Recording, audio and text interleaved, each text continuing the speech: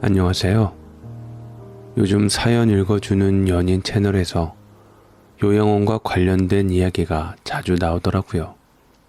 그 사연들을 들으면서 저도 한동안 잊고 지냈던 옛날 일이 떠올랐습니다. 사실 저도 비슷한 경험을 했던 적이 있어서 이렇게 연인님 채널에 제 사연을 보내봅니다. 저에게도 가슴 아픈 기억이지만 여러분과 나누면 조금은 가벼워지지 않을까 싶어요. 그래서 용기 내어 그때의 이야기를 적어보려고 합니다. 저는 76살 김숙자입니다. 이 이야기는 10년 전 제가 66살이었을 때 일어난 일이에요. 지금 생각해도 부부지간에 다정하고 시댁 어른들께도 곰살맞게 잘하던 며느리가 그때 저에게 그런 일을 저지를 줄은 상상도 못했어요. 사람의 속마음은 정말 모르는 거더군요. 심지어 남편인 아들도 자기 아내가 저한테 그렇게 할 줄은 꿈에도 몰랐다고 하니 더 충격이었습니다.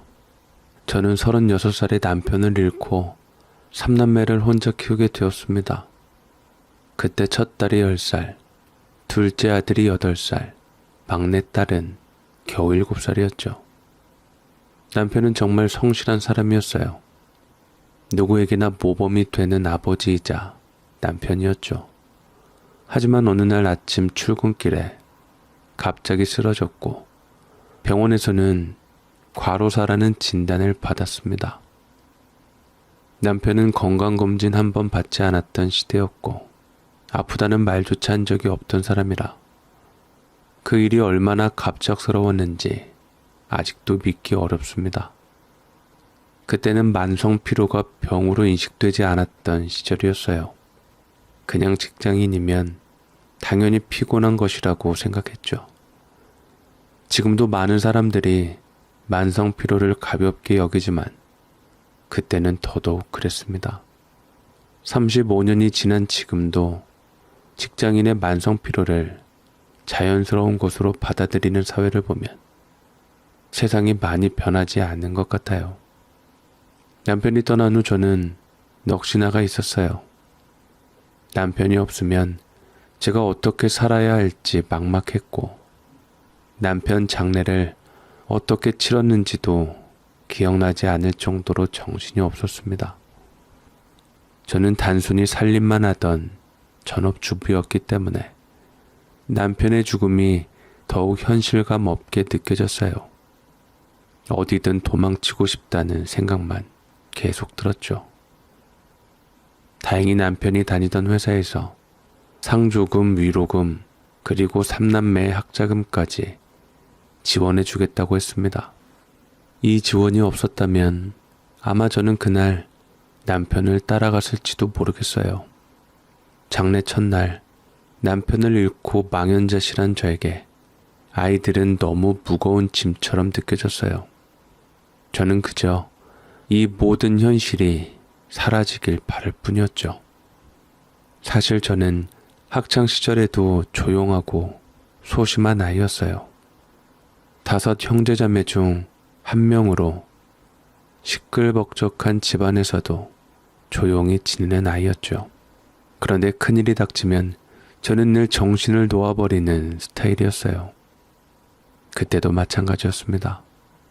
남편이 떠나고 나서 저는 그저 현실을 부정하고 싶었던 것 같아요. 아이들을 돌볼 책임이 너무 크게 다가왔지만 그저 도망치고 싶은 마음뿐이었죠. 남편 없이 새 아이를 어떻게 키울까 겁에 질려 남편을 따라가고 싶었던 저는 발인 후 꼬박 일주일을 알아두었습니다. 그 기간 동안 우리 아이들은 스스로 밥을 차려 먹고 심지어 제 밥까지 챙겨주었어요. 큰딸은 학교에서 돌아와 제가 밥도 먹지 못하고 누워있는 걸 보고는 말없이 죽을 끓여서 숟가락으로 제 입에 넣어주었어요. 그 아이 덕분에 저는 겨우 살아날 수 있었죠. 어쩌면 큰딸이 없었다면 저는 그때 정말 주저앉았을지도 모릅니다. 어느 정도 정신이 돌아오자 비로소 깨달았어요. 아이들이 제 짐이 아니라 제가 오히려 아이들에게 짐이 되고 있었다는 걸요. 그 순간 스스로가 너무 부끄러워졌고 이대로 있을 수 없다는 생각에 벌떡 일어나 아이들과 먹고 살 방법을 고민하기 시작했어요. 하고자 마음만 먹으면 충분히 헤쳐나갈 수 있다고 스스로를 다독였죠. 당시 친정오빠가 백반집을 하고 있었어요. 그래서 오빠에게 나 여기서 일할 수 있을까라고 물어봤더니 오빠는 그날로 흔쾌히 저를 받아줬습니다. 그렇게 저는 오빠네 식당에서 일을 시작하게 됐죠. 그 덕분에 삼시세끼 밥 걱정은 하지 않아도 되었어요. 정말 감사한 일이었죠. 처음에는 배달을 나가는 일이 익숙지 않았습니다. 이른 아침과 점심시간에 쟁반 가득 음식을 담아 배달해야 했는데 한 쟁반이 15kg이나 되는 무게였어요. 무거운 쟁반을 머리에 이고 낑낑대며 상가 사이를 오갔죠. 처음엔 머리가 아프고 온몸이 고단했지만 시간이 지나면서 그 무거운 쟁반을 머리에 척 얹고 장날 인파 속을 휘젓고 다닐 정도로 익숙해졌습니다. 제가 그렇게 열심히 일하는 모습을 보고 언니가 배달 나갈 때마다 1,000원씩 보너스를 챙겨주었어요. 그 작은 돈이 저에게 얼마나 기쁨이 되었는지 모릅니다. 오빠네 식당은 상가 바로 옆에 있어 오전 11시부터 오후 2시까지는 특히 바빴습니다. 그 시간대는 거의 쉴 틈 없이 배달이 이어졌죠. 혼자서는 버거웠지만 돈 벌 욕심에 열심히 했어요. 심지어 아르바이트 자리를 구하러 오는 아줌마들이 있으면 여기 자리 없어요 라고 돌려보낼 정도로 악착같이 일했습니다. 그렇게 아이들을 먹여 살리면서 제가 삶에 대한 의지와 힘도 점점 커졌습니다. 그렇게 키운 우리 아이들은 제 인생의 새로운 희망이었어요. 첫째 딸은 제주도에서 좋은 사람을 만나 결혼해 그곳에서 살고 있어요. 막내 딸은 결혼 후 남편과 함께 마트를 운영하고 있죠. 막내 딸은 정말 바쁜 사람입니다. 대통령보다 더 바쁘다니까요. 가끔 얼굴이나 한번 보려고 마트에 들르지만 밀려드는 손님에 정신없이 물건을 정리하고 있어요. 그래서 괜히 방해될까 싶어 말도 제대로 못 걸고 그냥 돌아오곤 하죠. 그래도 딸 얼굴이 밝아서 그것만으로도 저는 만족합니다. 아들 하나 있는 녀석은 겉으로는 무뚝뚝하지만 속은 참 따뜻한 아이입니다. 학원 한번 보내달라는 말도 없이 공부를 스스로 잘해냈고 결국 좋은 대학에 들어갔습니다. 대학교를 다니면서 스스로 돈을 벌어 학비를 충당했죠. 심지어 군대에 다녀오고 나서는 모은 돈까지 있었으니 제 아들이지만 정말 독하다라는 생각이 들 정도였습니다. 이 아들은 대학 시절에 친구도 잘 사귀었는지 대기업 대신 친구의 가업을 물려받은 중견기업에 입사했어요. 그곳에서 지금도 아주 예쁨을 받으며 다니고 있습니다. 아들이 자신의 길을 찾아가는 걸 보면 정말 자랑스러웠죠. 어머니, 우리 아버지가 그러시는데요.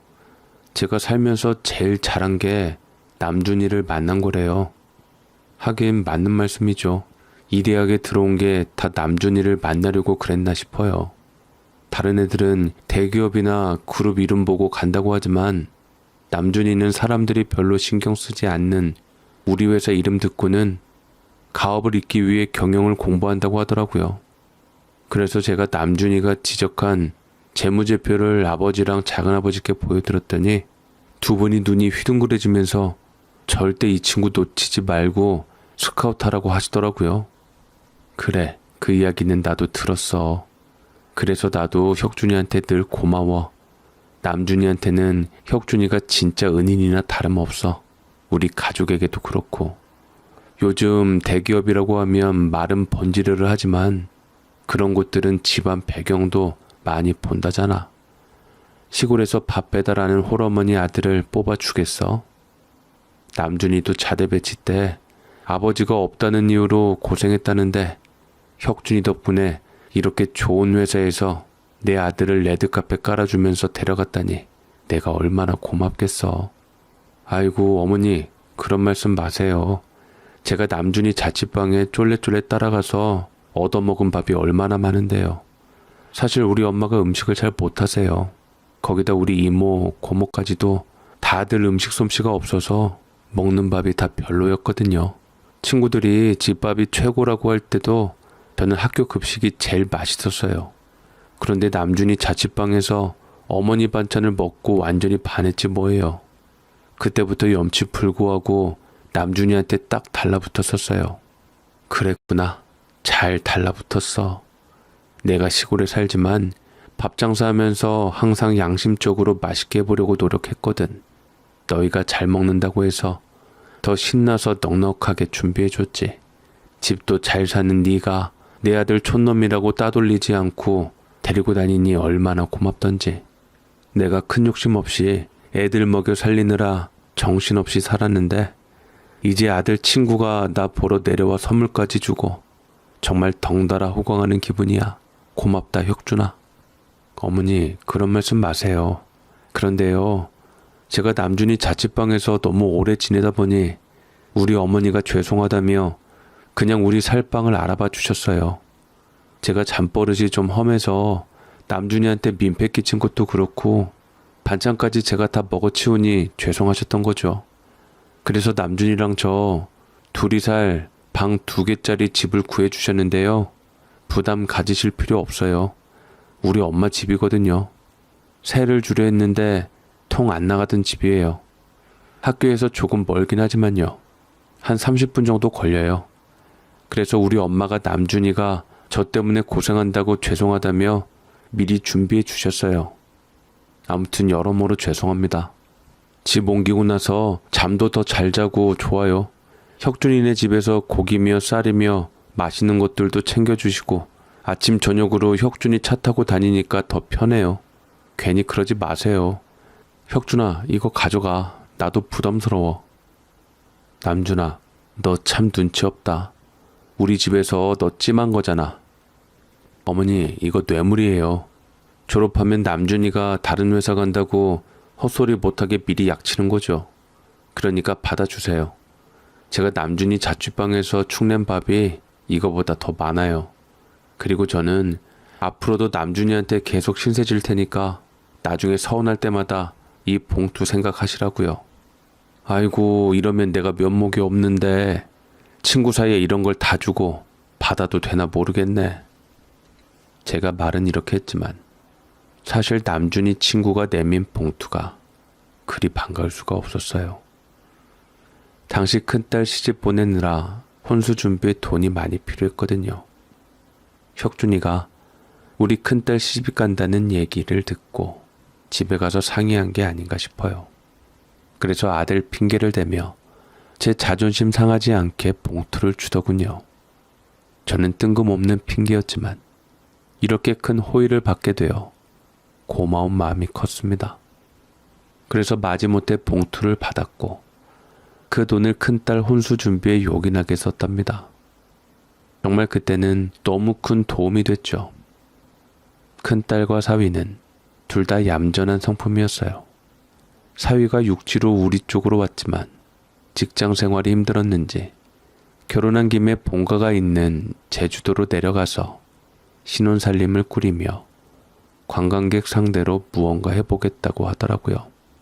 제주도에 있는 큰딸은 시어머니가 워낙 신식이라며 시집살이 걱정을 하지 말라고 했지만 그래도 시집 보낼 때는 모든 걸 제대로 갖춰 보내야 마음이 놓였어요.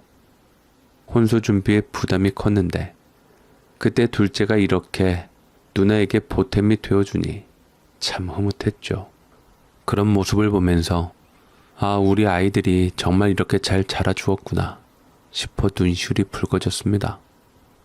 둘째 남준이는 군대도 다녀오고 이혁준이네 회사에 스스로 취직했어요. 우리 같은 집안에서는 상상도 못할 인맥을 스스로 만든 기특한 녀석이죠. 입사하자마자 혁준이와 함께 회사 재무실 자료를 샅샅이 뒤져보면서 재정 상태를 꼼꼼히 살피고 줄일 건 줄이고 늘릴 건 늘리며 회사에 큰 도움을 줬습니다.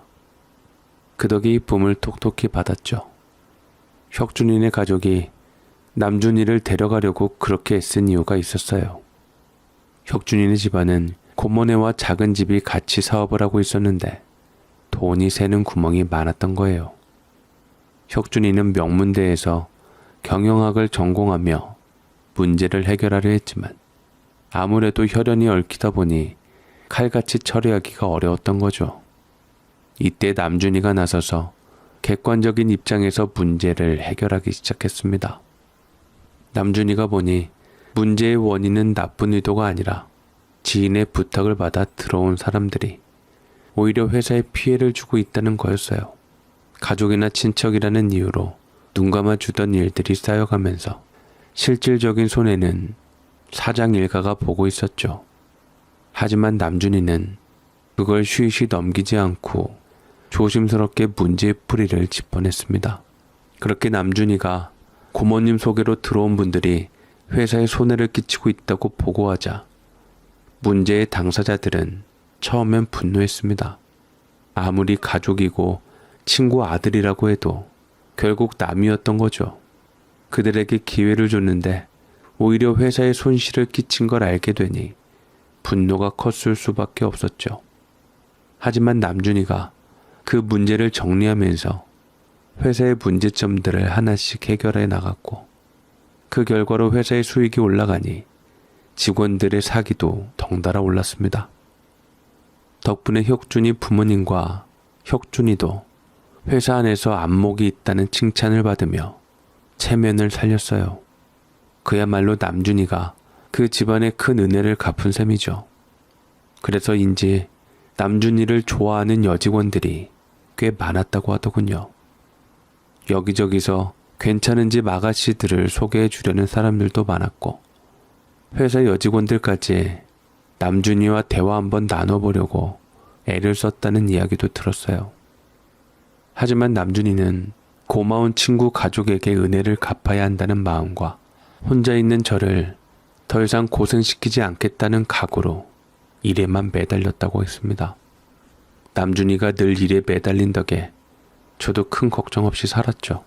물론 그렇지 않아도 우리 딸들도 모두 효녀라서 큰딸은 제주도에 살면서도 매일 안부 전화를 해주고 작은 딸도 점심 먹고 저녁 먹을 때마다 저한테 꼭 전화해서 엄마 밥 먹었어? 하고 물어봅니다.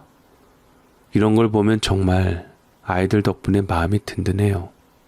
물론 딸들이 밥 먹을 때 저하고 시간이 달라서 저는 이미 밥을 먹었다고 말하고 너는 이제서야 밥 먹냐? 돈도 좋지만 건강 잃으면 다 잃는 거야. 밥은 제때 먹어야지 하며 퉁박을 주기도 해요. 그래도 늦게라도 챙겨 먹는 게 다행이라고 생각하면서 시댁과 신랑 일을 능숙하게 처리하는 딸들을 보면 이제야 자리를 잡고 있구나 싶었습니다. 그렇게 일만 하던 아들 남준이가 지금으로부터 10년 전 38세의 늦은 나이에 결혼한다는 소식을 들었을 때 저는 그야말로 버선발로 나가 환영했어요. 며느리가 될 아가씨는 우리처럼 평범보다 못 미치는 집안의 35살 먹은 노처녀였습니다. 그런데 남준이와 같은 회사에서 근무하는 뚝심 있고 성실한 사람이었어요. 남준이가 말하길 그 아가씨는 좋은 학교를 나와서 친구네 중견기업에서 오랫동안 일하며 무엇보다 우리 가족 사정을 이해해 줄 사람이라고 했습니다. 왜냐하면 그 아가씨도 홀어머니 밑에서 자랐으니까요.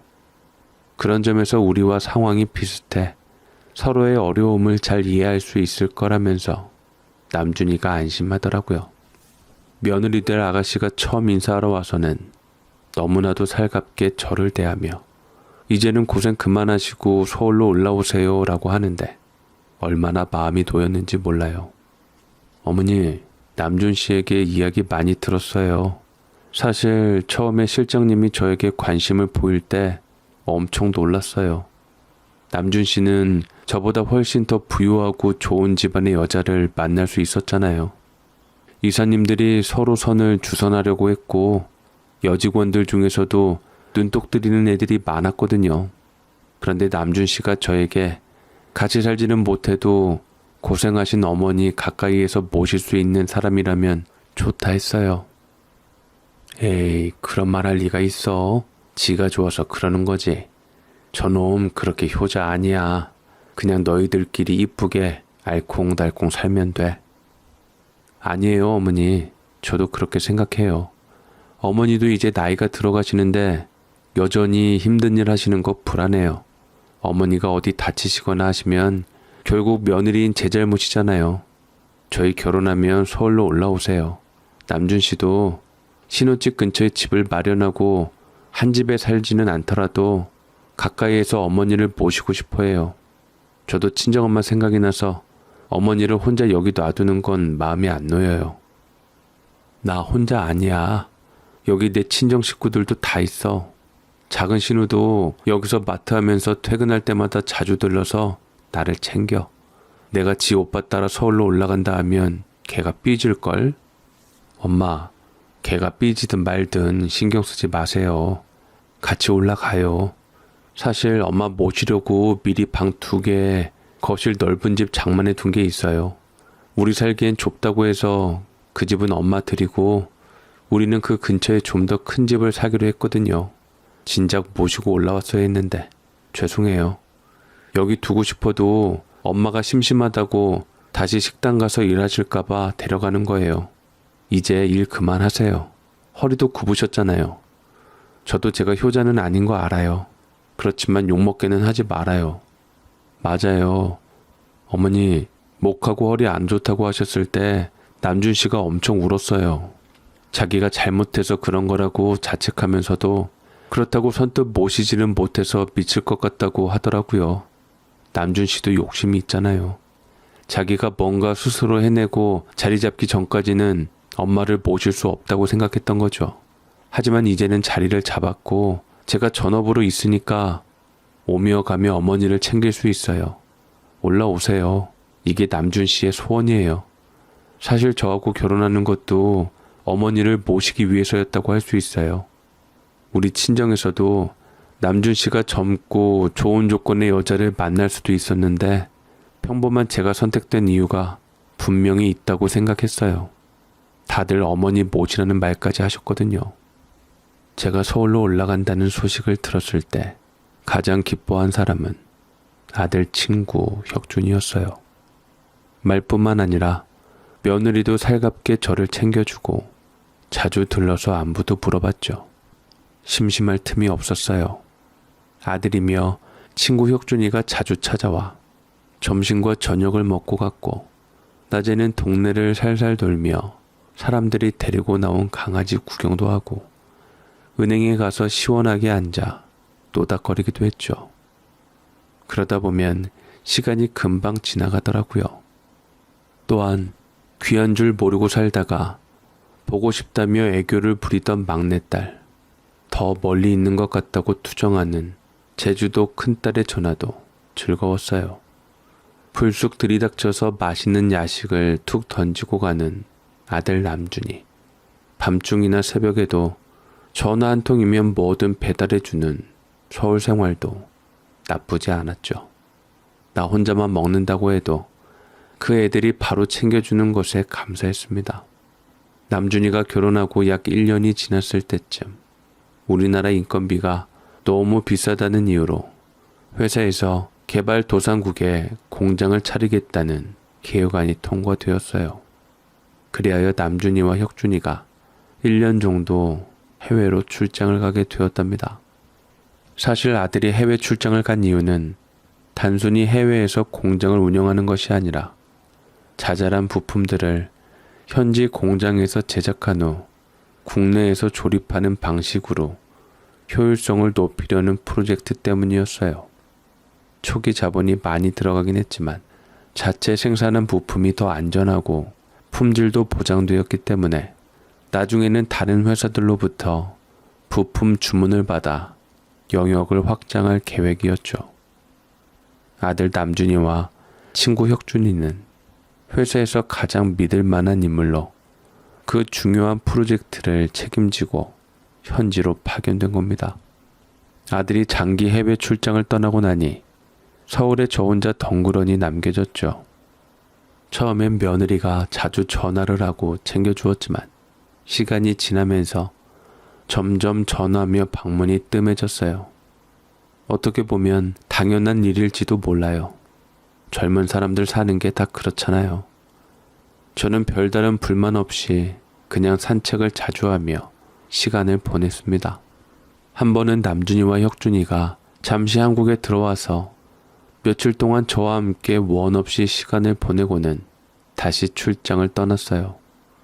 그 후로 며느리는 아예 깜깜무소식이었습니다. 전화도 없고 방문도 없고 저 혼자 시간이 더디게 흘러갔죠. 그러던 어느 날 새벽 화장실에 가다가 그만 욕실 타일에 미끄러져 허리를 삐끗하고 말았어요. 원래도 허리가 안 좋은 터라 걱정이 됐지만 처음엔 간신히 몸을 일으켜 걸어보니 그럭저럭 걸을만 했습니다. 그래서 그냥 좀 지나면 나아지겠지 하고 누웠는데 아침이 되자 꼼짝도 못하겠는 거예요. 온몸이 무겁고 허리가 마치 돌덩이처럼 아파왔죠. 결국 점심 무렵이 되어서야 용기를 내어 며느리에게 전화를 걸었어요. 아들 남준이는 외국에, 큰딸은 제주도에, 막내딸은 고향에 있는 마당에 누구에게도 쉽게 연락할 수가 없었어요. 119에 전화할까도 생각했지만 나중에 애들이 알게 되면 며느리에게 뭐라 할까 싶어 눈치가 보였어요. 그래서 며느리에게 집에 잠깐 들러줄 수 있냐 조심스레 부탁했어요. 허리 상태가 심각해 보여서 새벽에 화장실 가다가 미끄러져 다쳤다고 설명했더니 며느리는 짜증 섞인 목소리로 알겠어요 라고 대답하더군요.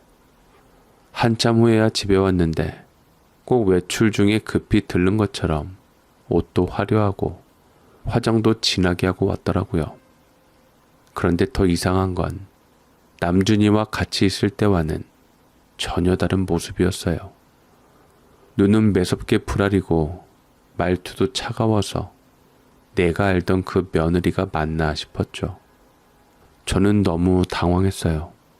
평소 살갑고 다정하던 모습과는 너무나도 달랐거든요. 그때부터 뭔가 이상하다는 생각이 들기 시작했어요. 어머니, 일어나 보세요. 못 일어나겠어요? 정말 미치겠네. 왜 그러게 조심 안 하셨어요? 새벽에 화장실 가다가 불을 켜고 들어갔어야 했는데 그냥 들어갔더니 됐고요. 아무튼 일어나 보세요. 제가 손잡아 줄 테니까 이렇게. 아이고 아파. 움직이려고 하면 온몸이 부서질 것 같아. 미치겠네. 그래서 저를 왜 부르신 거예요? 나보고 어쩌라고요? 바빠 죽겠는데. 잠깐만 기다려보세요. 그 순간 며느리가 전화를 받더니 말투가 확 바뀌더라고요. 오빠, 이거 어떻게 하지? 영 일어나질 못하는데. 병원? 아니, 그러면 신우들 알게 되고 당장 엄마 본다고 올라올 거 아니야. 그럼 어쩌지? 어떻게 할까? 물어보라고? 어머니, 혹시 아가씨들한테 다쳤다고 전화하셨어요? 어디다 전화하셨어요? 나한테 말고 다른 데 전화하신 건 아니죠? 어머, 진짜 기가 막히네. 이거 웃기지도 않네. 오빠, 이 할머니 대답을 안 하네. 아까까지만 해도 말 잘하셨는데. 뭐야, 너무 아파서 정신이 나간 건가? 어머니, 내가 누군지 알아요? 이름이 뭐예요, 저? 오빠. 어머, 말도 못해. 아까만 해도 말했잖아. 내가 전화 받고 왔으니까. 혹시 치매 아니야? 노인들 아프면 한순간에 확 간다던데. 지금 보니까 눈에도 초점 없고 나랑 눈도 못 마주치네. 이거 뭐야? 빨리 올라와서 한번 봐봐. 오빠네 할머니도 치매였잖아. 난 봐도 모르겠는데 정상은 아닌 것 같아. 저는 며느리가 제 손을 잡고 억지로 일으키려 할 때 그 전화를 듣고 나서부터 갑자기 말이 나오질 않았어요. 처음엔 며느리가 아들한테 전화를 한 줄 알았죠.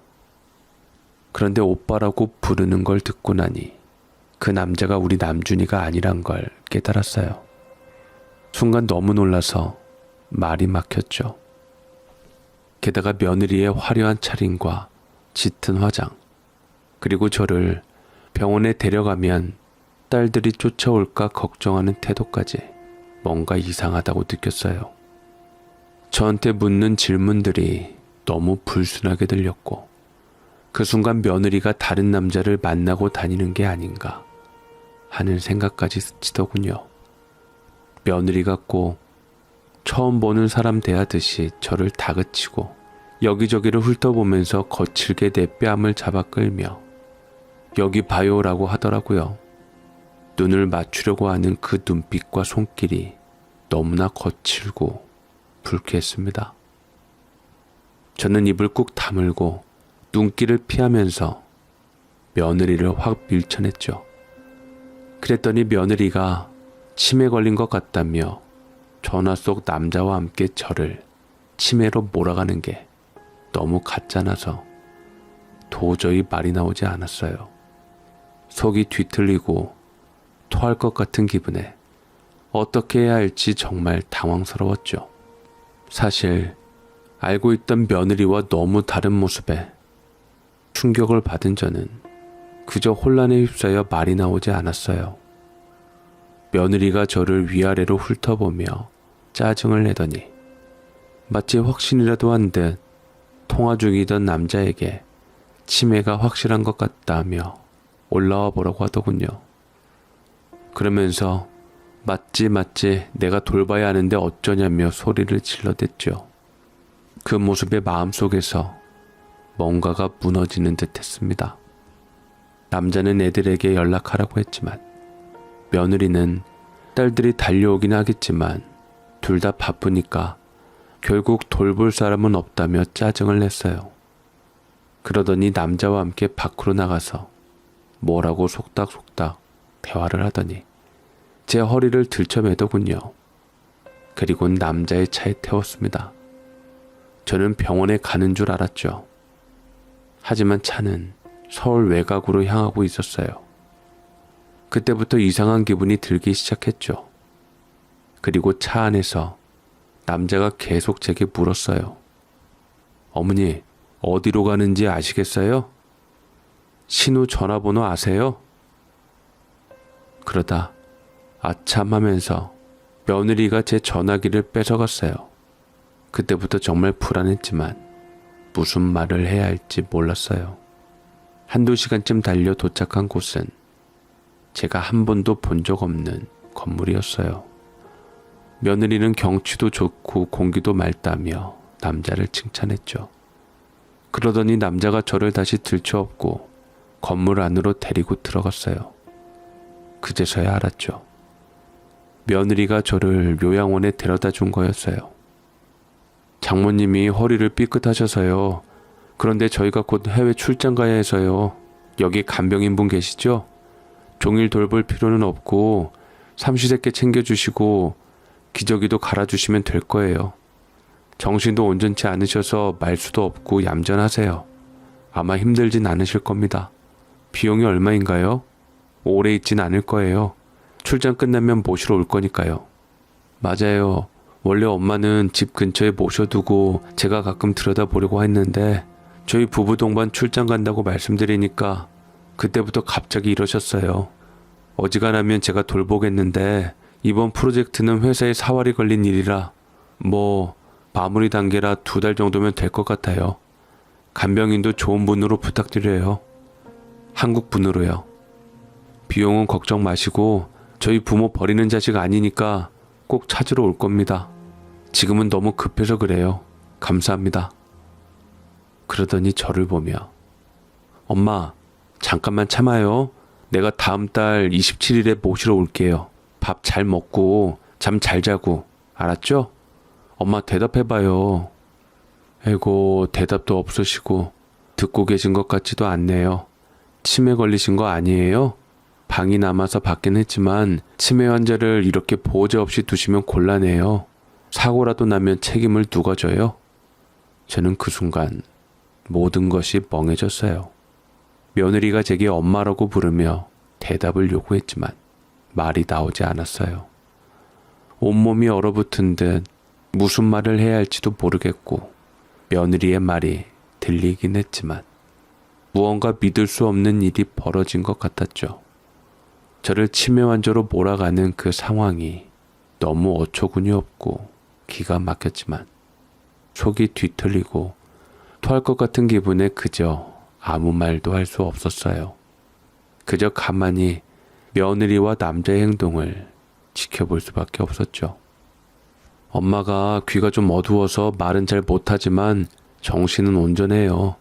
아무튼 제가 시간 날 때마다 연락드릴게요. 우리 꼭 데리러 올 거니까 걱정하지 마세요.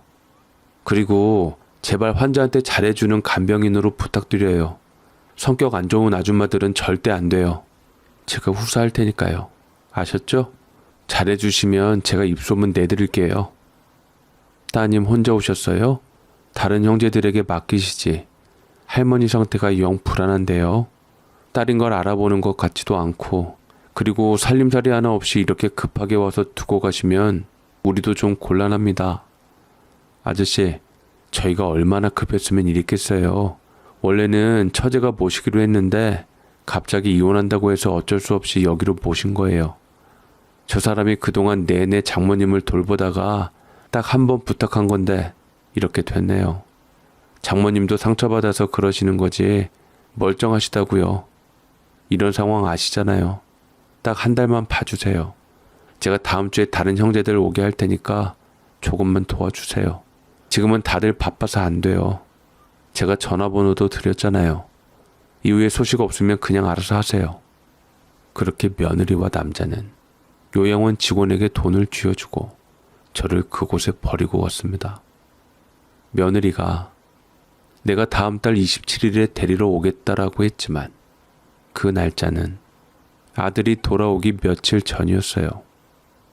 며느리는 제가 허리 다친 것 때문에 정신이 오락가락 하는 줄 알고 저를 간호하기는 싫지만 돈 잘 버는 아들은 놓치고 싶지 않았던 거죠. 남준이가 해외를 마치고 돌아오기 전까지 한 달 동안 며느리는 다른 남자와 놀고 싶어서 저를 여기에 맡긴 겁니다. 며느리는 아들한테는 자기가 나 혼자서 간호했다고 거짓말할 속셈이었던 것 같아요. 제가 말을 못한다고 생각했으니까요. 저는 그때 너무 충격을 받아서 말도 안 나오고 어디까지 하나 보자 싶어 일부러 말을 하지 않았어요. 며느리는 완전히 방심하지는 않았는지 제 전화기를 뺏어갔지만 제가 딸 전화번호는 안 잊고 기억하고 있어요. 그뿐인가요? 아들 번호도 다 술술 외우고 있죠. 그렇게 허리가 아파서 꼼짝도 못하고 천장만 쳐다보며 누워 있었어요. 돈을 받은 요양원 직원도 믿을 수가 없었죠. 그렇게 하루를 보내고 나서야 다음날에 도우미 아줌마가 문을 발로 꽝 차고 들어오더라고요. 이 아줌마에게 사정사정해서 전화기를 빌려 막내딸에게 전화를 걸었어요. 그 순간 난리가 났죠. 저는 남준이에게는 알리지 말라고 했고 막내딸에게 날 데리러 와라라고 했어요. 큰딸 내외는 제주도에서 바로 비행기를 타고 날라왔고 작은딸 내외는 휴게소도 들리지 않고 타이어에 불이 날 정도로 달려왔습니다. 아이들이 요양원에 도착하자 작은딸이 요양원 직원과 대판 싸웠어요. 도대체 서류도 확인 안 하고 어떻게 사람을 봤냐며 경찰을 부르겠다고 울음장을 놓으니 직원들이 마지못해 저를 풀어줬습니다. 아이들을 만났지만 저는 여전히 머릿속이 복잡해서 말이 잘 안 나왔어요. 그러나 병원으로 달려가던 중에 아이들이 며느리가 엄마 허리를 이렇게 만든 거 아니야 라고 하면서 화를 내고 큰딸은 그 여자 머리나 잡으러 가야겠다고 하니 가만히 있을 수가 없더군요. 허리는 내가 화장실 가다가 미끄러져서 이렇게 된 거야. 내가 너희들 놀랄까 봐서 남준이 쳐 불렀어. 병원 가려다가 그만 바람난 걸 알게 된 거지. 나한테 짜증을 부리더니 오빠 오빠 하면서 남준이가 아닌 다른 남자랑 통화를 하더라고. 그래서 그 순간 놀라서 말이 안 나왔어. 아마도 내가 다쳤다는 소리 하면 너희들이 당장 달려올 거고 남준이도 출장 중에 돌아올까봐 겁이 났던 것 같아. 그래서 날 여기에 던져두고 숨겨놓으려고 한 거야. 그런데 우리 남준이 불쌍해서 어쩌니. 지 혼자 도망간 것도 아니고 날 여기에 처박아 두고 나중에 찾으러 온다고 하는 걸 보면 그 여자 끝까지 우리 아들하고 같이 살려고 할 거야. 불쌍한 우리 남준이. 다른 여자들 다 마다하고 일부러 우리 같은 처지의 여자를 선택했는데. 장모님, 일단 병원에서 치료부터 받으세요. 우리가 이제 알았으니까 그 여자가 뭐하고 다니는지 싹 다 파헤쳐서 밝혀낼 거예요. 이렇게까지 한 여자라면 보통 독한 게 아니니까 증거를 들이밀어야 처남이 이혼하기도 수월하고 곱게 떨어져 나가게 할 수 있을 겁니다.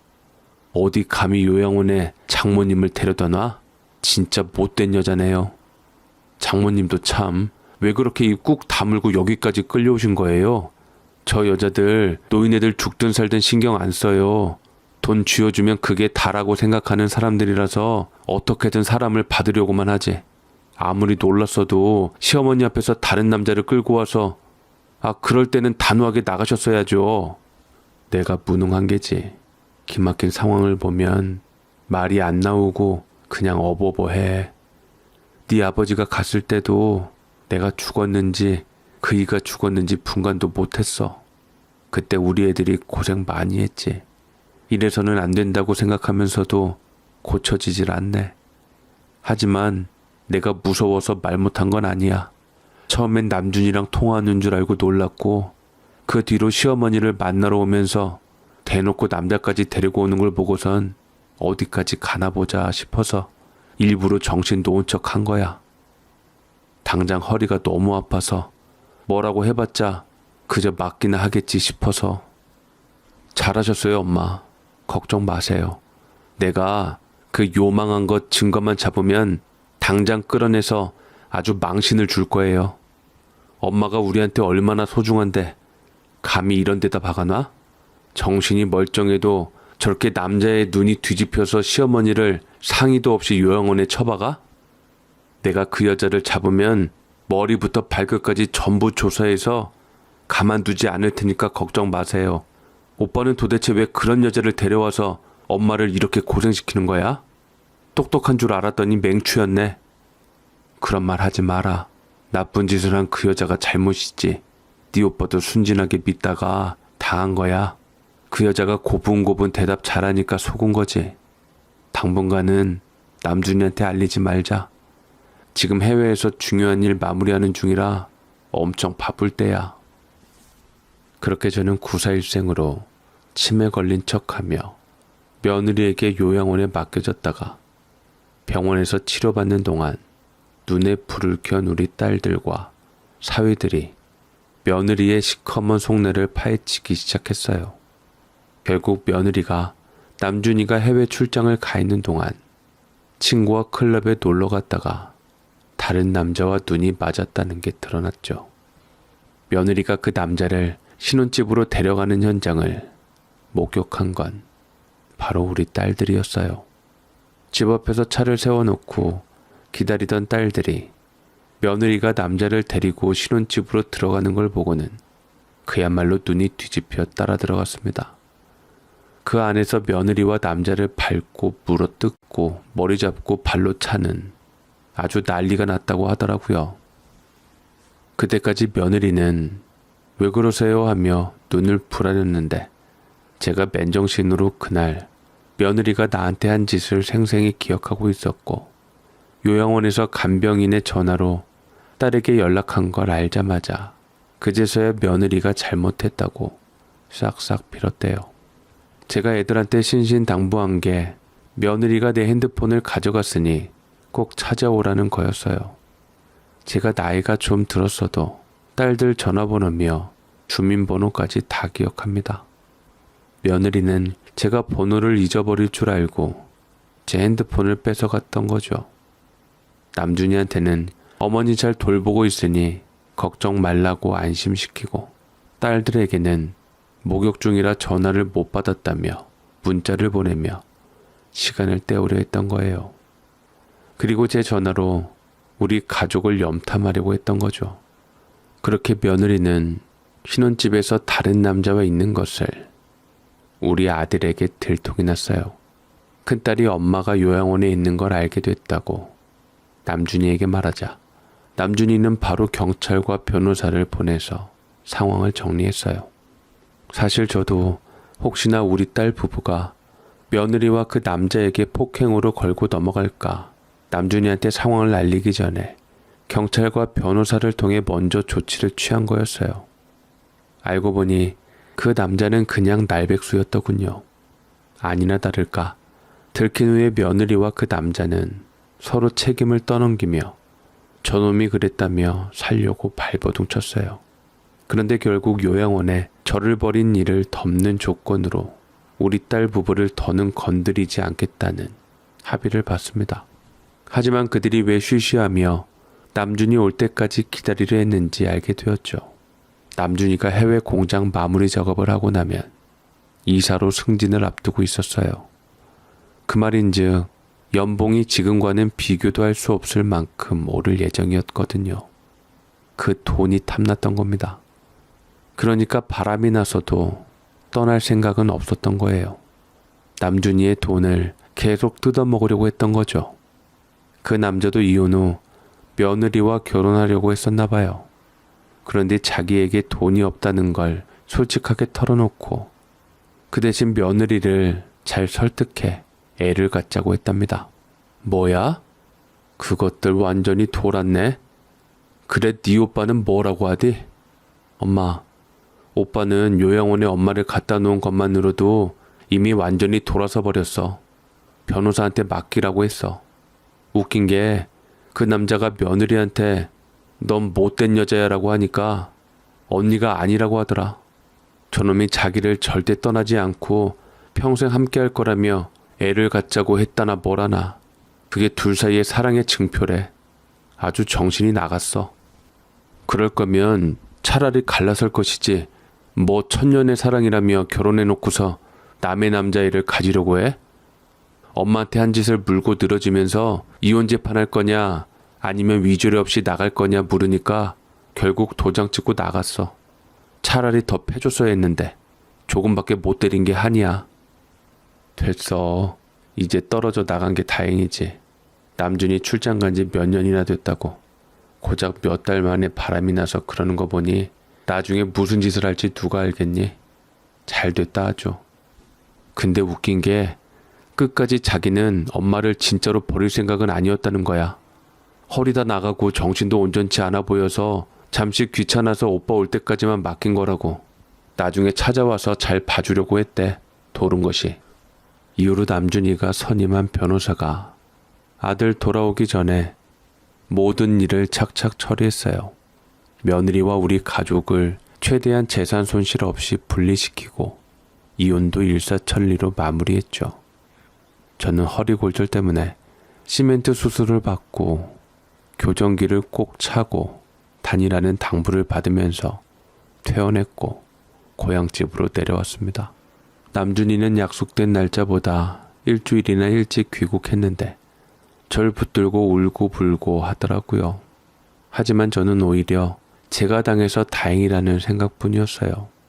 이렇게 늦은 결혼에 나쁜 사람 만나서 우리 모자와 딸 부부가 큰 충격을 받았지만 시간이 흐르면서 아들은 좋은 여자를 만나게 되었어요. 재혼이었지만 초혼보다 훨씬 더 좋은 집안의 아가씨와 결혼했는데 이건 남준이 친구 어머니가 전처 이야기를 듣고 너무 안타까워하며 친구 딸을 소개해준 자리였죠. 아무리 잘 나가도 남자는 집에서 여자가 받쳐줘야 마음이 편안하다는 말이 딱 맞는 중매였어요. 새 며느리는 인물도 수더분하고 성격도 참 좋아요. 저랑은 매일 전화로 수다를 떨면서 1시간 넘게 이야기를 나누곤 하죠. 결혼한 지 얼마 안 돼서 손자와 손녀까지 골고루 낳았는데 우리가 복덩이라고 부를 만큼 너무 귀엽고 사랑스러워요. 무뚝뚝한 우리 아들도 그 아내 말이라면 곧잘 듣는 척하니 이건 진짜 연분이구나 싶더라고요. 이렇게 행복하게 지내던 중에 요즘 연희님 채널에서 요양원 관련 사연을 듣다가 한동안 잊고 지냈던 그때의 이야기가 떠올랐어요. 그래서 사연을 보내게 되었답니다. 그때 제가 충격을 받아서 말도 못하고 넋나간 듯 있었더니 며느리는 자기 맘대로 제가 치매에 걸렸다고 하면서 막 나갔죠. 하지만 결국 그 못된 여자는 제 복을 스스로 차버리고 말았어요. 그 남자랑도 결국엔 헤어졌대요. 가장 소름 끼치는 건 그 남자가 애를 갖자고 설득하면서 그 아이를 우리 손주로 둔갑시켜 키우려고 했다는 거예요. 그 생각만 해도 등골이 오싹하고 무섭습니다. 사람이 어떻게 그럴 수 있냐고 하시겠지만 이런 종류의 사람들은 일반적인 상식으로는 이해할 수 없어요. 그저 그런 사람들을 내 인생에서 다시는 만나지 않길 바랄 뿐이죠. 이제 저는 66살이나 먹고서 잠시 버려졌다가 다시 가족을 찾았어요. 그나마 다행히 믿을 건 내 새끼들밖에 없다는 걸 다시금 깨닫게 됐죠. 지금의 며느리도 나중에 제가 더 아프고 정신이 흐려지면 어떻게 할지는 장담할 수 없지만 미리 두려워할 필요는 없잖아요. 설마 2번이나 버려지겠어요? 방금도 며느리랑 영상통화를 하면서 손주들 재롱을 보고 기분이 말랑말랑해졌어요. 이제 저는 나쁜 기억들은 오늘부로 모두 잊어버리고 남은 인생을 이렇게 웃으면서 살려고 합니다. 조금만 아프고 애들 고생 안 시키고 편하게 갈 수 있으면 좋겠어요. 여러분들도 과거에 무슨 일이 있었는지 너무 돌아보지 말고 즐거운 생각만 하시길 바랍니다. 그게 가장 건강에 좋답니다. 제 사연 들어주셔서 정말 감사합니다.